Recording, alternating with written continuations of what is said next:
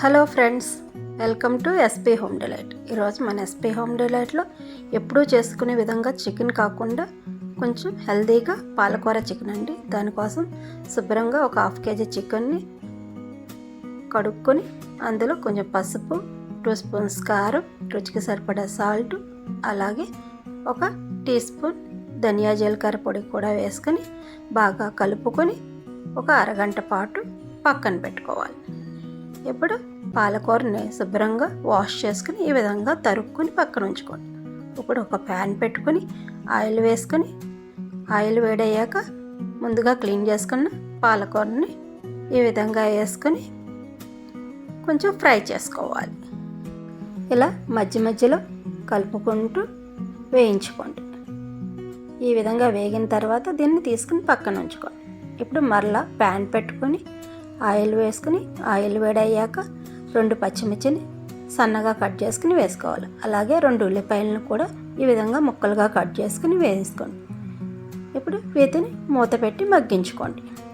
ఉల్లిపాయ ముక్కలు ఈ విధంగా మగ్గిన తర్వాత ముందుగా రెడీ చేసి పెట్టుకున్న చికెన్ని ఇప్పుడు ఇందులో వేసుకొని ఒకసారి కలుపుకొని ఇప్పుడు ఇందులో 1 స్పూను అల్లం వెల్లుల్లి పేస్ట్ కూడా వేసుకోవాలండి.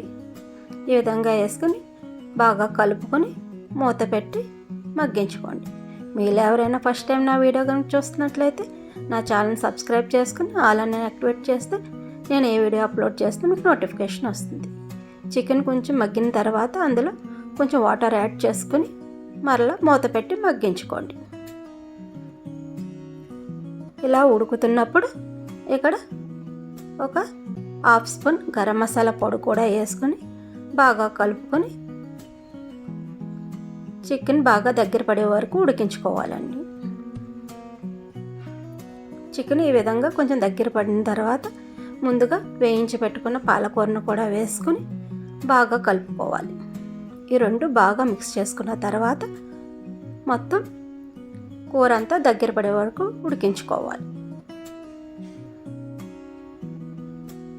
చూడండి, ఈ విధంగా ఆయిల్ సెపరేట్ అయ్యి కూర ఉడుకుతున్నప్పుడు స్టవ్ ఆఫ్ చేసుకోవటమేనండి.